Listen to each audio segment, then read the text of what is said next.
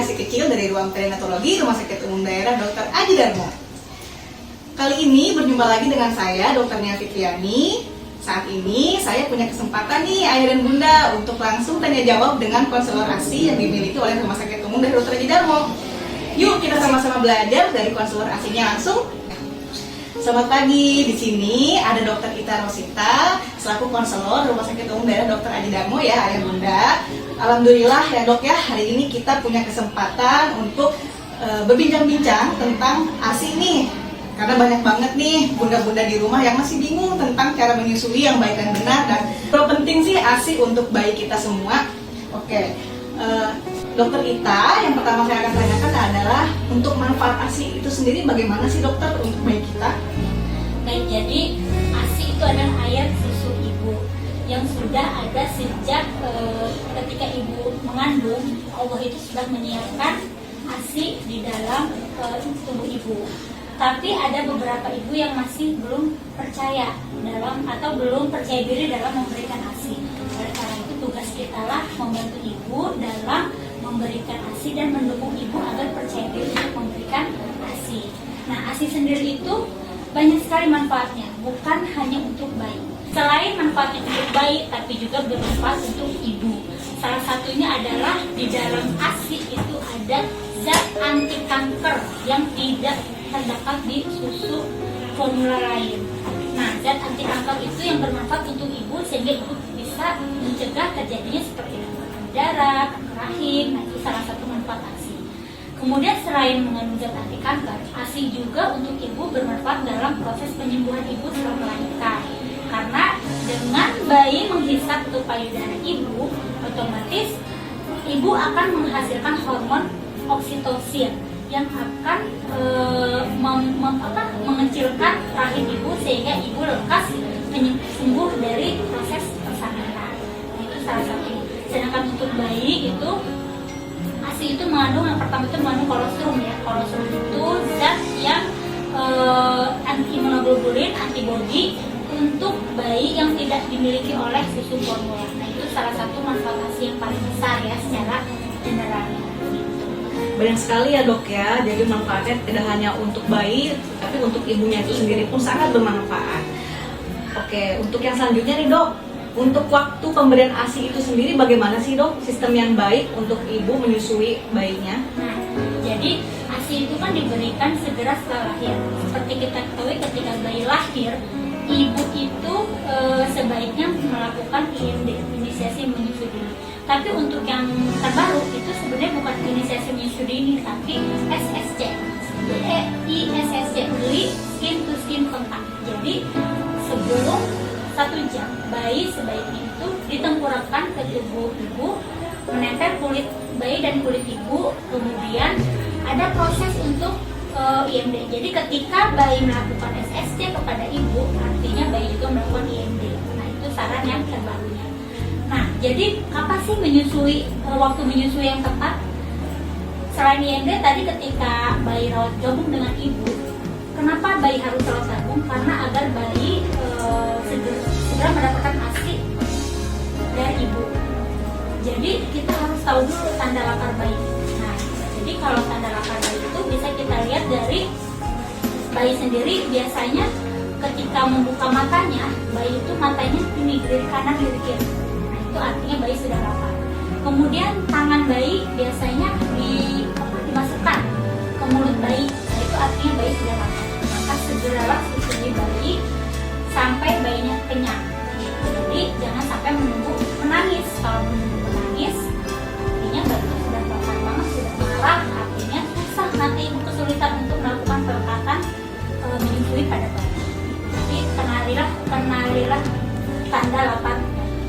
Jadi intinya yang pertama memang kita harus sadar dulu ya kapan bayi tersebut lapar ya. Jadi kita pun untuk memberinya ASI adalah waktu yang tepat sesuai dengan keadaan bayi. Jadi, seperti itu ya dok ya. Tidak ada waktu yang kapan ini jam berapa, bukan jam, tapi kenalilah tanda lapar bayi dan berilah bayi sesering mungkin ASI-nya. Jadi harus segera diberikan ketika ada tanda lapar bayi. Jadi yang harus kita pahami pertama adalah tanda lapar bayi ya, bunda-bunda di rumah. Oke, untuk durasinya itu sendiri dok, saat pemberian ASI berapa lama dok? Kalau setiap bayi menyusui itu berbeda-beda. Ada yang kadang sebentar, kadang kalau bayinya gelisah ketika menghisap payudara ibu, lepaskan, lepas lagi ke payudara ibu. Artinya dikira ibu, oh itu udah kenyang nih, sudah disimpan lagi bayinya, padahal itu belum tentu bayinya kenyang. Nah, tahu kalau bayinya itu kenyang itu jadi ketika bayinya menghisap ke payudara ibu, bayi itu akan melepas sendiri ke payudara ibu, kemudian bayi akan tertidur pulas. Tapi kalau ketika bayinya melepas payudara, kemudian bayinya masih mencari puting ibu atau payudara ibu, artinya bayi masih mau menyusui. Jadi susuin lagi. Jadi kalau untuk durasi jam sih tidak tentu, bisa ada yang 1 jam, ada yang 30 menit, ada yang 2 jam, tergantung bayinya. Jadi Bunda, untuk durasi waktu itu kuncinya adalah kita sesuaikan dengan bayi itu sendiri ya. Selanjutnya nih Dok, untuk pemberian ASI itu sendiri bagusnya kita berikan kepada bayi sampai bayi usia berapa ya Dok? Iya. Jadi untuk memberikan ASI saja, kan seperti kita ketahui ada ASI eksklusif, yaitu berikanlah ASI dari lahir sampai usia 6 bulan, itu hanya ASI saja. Dan setelah usia 6 bulan itu diberikanlah makanan pengganti ASI, tapi ASI tetap dilanjutkan sampai usia 2 tahun. Nah itu juga kan kalau orang muslim itu ada di firman Allah ya, jadi susuilah bayimu sampai usia 2 tahun. Jadi itu kalau itu, tapi kalau bayinya masih maunya nyusu lebih dari 2 tahun, nggak apa-apa, berikan saja. Tapi yang penting bayinya tetap mau makanan selain ASI. Jadi bukan berarti karena ASI terbaik, tapi setelah usia lebih dari 6 bulan ASI aja tanpa makanan tambahan apapun. Jadi perlu diseimbangkan. Jadi yang terbaik memang kalau bisa maksimal sampai 2 tahun, kenapa tidak ya? Iya. Selanjutnya Dok, kita bahas tentang teknik menyusui ini Dok. Ini juga banyak banget pertanyaan dari bunda-bunda, bagaimana teknik menyusui yang benar di rumah. Karena sejauh ini banyak keluhan nih Dok, dari bunda-bunda di rumah juga mempertanyakan, kenapa ya bayinya kok kayaknya nggak nyaman ya saya susui, atau mungkin apa puting sayanya tidak pas di bayinya. Nah itu kayaknya kita perlu banget nih arahan dari dokter bagaimana teknik menyusui yang benar ya Dok. Kadang banyak ibu-ibu yang datang konseling menyusui itu merasa kok bayi saya Dok kayak kenyang-kenyang, kok bayi saya rewel terus padahal sudah disusui. Salah satunya itu mungkin posisi dan pelekatan pada saat menyusui. Jadi yang pertama itu pada saat posisi menyusui itu yang kita perhatikan, yang pertama kali itu ada posisi ibunya dulu. Jadi bagaimana caranya ibunya merasa nyaman. Ketika bayinya sudah tadi yang saya jelaskan rewel, udah ingin udah nangis, nah ibu pasti buru-buru kan, langsung aja ambil bayi, langsung memberikan ASI-nya kepada bayinya. Nah itu yang perlu kita perhatikan. Yang pertama itu adalah posisi ibu. Jadi ibu itu posisikan nyaman, boleh duduk dengan sendaran ke misalnya di sofa atau di tempat tidur, tapi harus beralaskan yang nyaman lah, pakai bantal gitu ya. Kemudian setelah posisi ibu, jangan lupa siapkan hal-hal yang dibutuhkan ibu, seperti misalnya air minum atau cemilan atau snack-snack, agar selama menyusui ibu ada kegiatan nih, tidak kehausan, tidak lapar gitu. Kemudian setelah ibu merasa nyaman, boleh juga dibantu dengan bantal menyusui atau dengan bantal biasa. Kemudian posisi bayi. Nah kalau tadinya posisi ibu, intinya kalau posisi ibu itu buat senyaman mungkin ibu menyusui. Yang kedua posisi bayi. Posisi bayi yang pertama itu bayi ditopang oleh tangan ibu. Jadi posisikan bayi itu kepala bayinya berada di dekat dengan pergelangan tangan ibu. Tapi tetap tangan ibunya menopang bayi. Nah setelah menopang bayi, kemudian bayi berada di satu garis lurus. Ada kan ibu-ibu yang posisinya gini tapi kepala bayinya pun begini ya. Seperti halnya kita kalau minum tapi kita miring, nyaman nggak? Nggak nyaman. Kalau nggak nyaman artinya posisi menyusuinya pun tidak akan lama karena tidak nyaman. Nah yang kedua itu bayi berada di satu garis lurus, kemudian perut bayi menempel ke perut ibu. Kadang ada ibu yang posisinya gini terus ibunya yang nunduk. Nah itu akan buat pegal ke ibunya, akhirnya ibunya nggak nyaman, artinya nggak akan lama posisinya untuk menyusui. Kemudian setelah perut bayi nempel ke perut ibu, usahakan mulut bayi berada di depan payudara ibu. Nah jadi posisi bayi. Jadi gini ya, nempel ya. Nah, itu posisi. Kemudian pelekatan. Pelekatan itu ketika mulut bayi melekat ke payudara ibu, untuk areola bagian hitam-hitamnya ya, yang bagian bawah itu hampir seluruhnya masuk ke dalam mulut bayi. Sedangkan bagian atasnya itu hanya terlihat sedikit saja. Kemudian mulut bayi itu sampai terbuka lebar. Ya. Jadi kadang ada kan yang cuma asal nempel ke puting, nah itu nggak baik, nggak bagus pelekatannya karena itu akan membuat lecet pada puting. Kemudian bibir bawah bayi itu sampai terbuka keluar. Kalau kita bilang sih seperti doang. Jadi pelekatan yang baik adalah ketika mulut bayi terbuka lebar dan bibir bawah itu sampai terbuka keluar. Terus dagu bayi itu menempel ke payudara ibu gitu. Jadi seperti ini. Jadi menempel ya, menempel ke payudara ibu. Terus pipi bayi ketika menghisap itu sampai mengembung.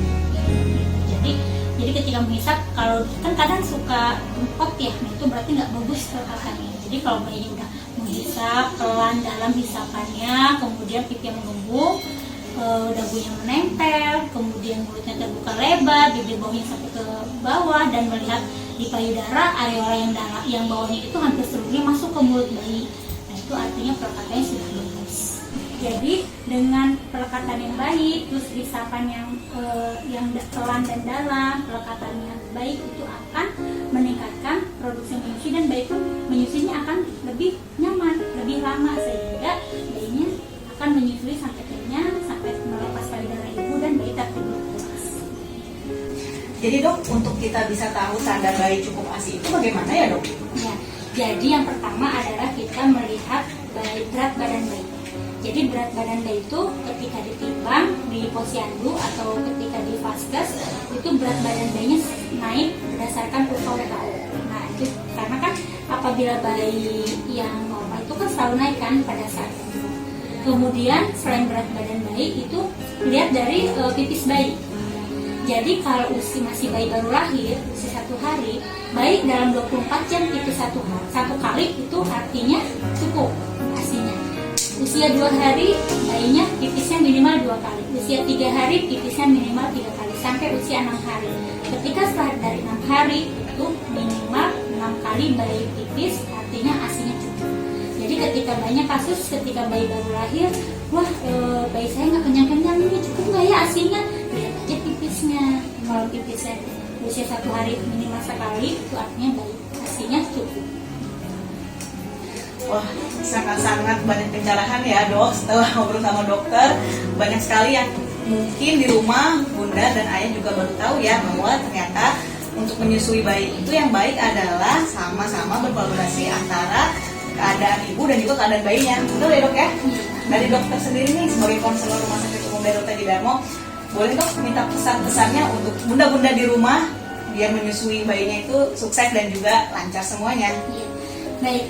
Seperti kita ketahui, bayi yang lahir ini adalah anugerah terindah yang diberikan oleh Allah Subhanahu wa Ta'ala, dan itu diberi oleh Allah, bukan kita meminta. Kadang ada yang meminta tapi belum diberi, tapi selalu Allah itu sudah menakdirkan, wah ini lahir pada seorang ibu, yang artinya Allah sudah menyiapkan nutrisi untuk bayi, yaitu adalah ASI. ASI adalah makanan yang terbaik untuk bayi yang telah dipersiapkan yang disiapkan di dalam tubuh. Dan untuk agar ibu tetap semangat, berikanlah ASI ikhlas lillahi ta'ala karena Allah. Ketika ibu merasa ikhlas lillahi ta'ala memberikan ASI, insya Allah proses menyusui akan berjalan lancar, ASI ibu akan banyak, dan ibu akan senang, ibunya sehat dan bayinya sehat. Luar biasa ya Allah. Banyak sekali karunia yang Allah berikan ya terhadap kita sebagai perempuan, dan juga terutama saat kita bisa menyusui bayi, maksimalkan usaha untuk menyusui bayi ya. Nah ayah bunda, bagaimana? Sudah mulai banyak pencerahan ya yang kita dapatkan dari dokter kita hari ini untuk menyusui. Semoga bisa semakin semangat dan juga sehat selalu. Kalau misalkan nanti ada yang ingin ditanyakan atau ingin konsultasi, boleh ya langsung ke info pelayanan yang dimiliki Ruang Perinatologi Rumah Sakit Umum Daerah Dr. Edi Darmo. Nomornya di sini. Jangan lupa subscribe dan juga tonton materi kesehatan bayi yang lainnya agar bayi kita tetap sehat di rumah ya ayah bunda. Sekian materi kali ini. Wassalamualaikum warahmatullahi wabarakatuh. Waalaikumsalam warahmatullahi wabarakatuh. Ibu happy, ASI ready. ASI, yes!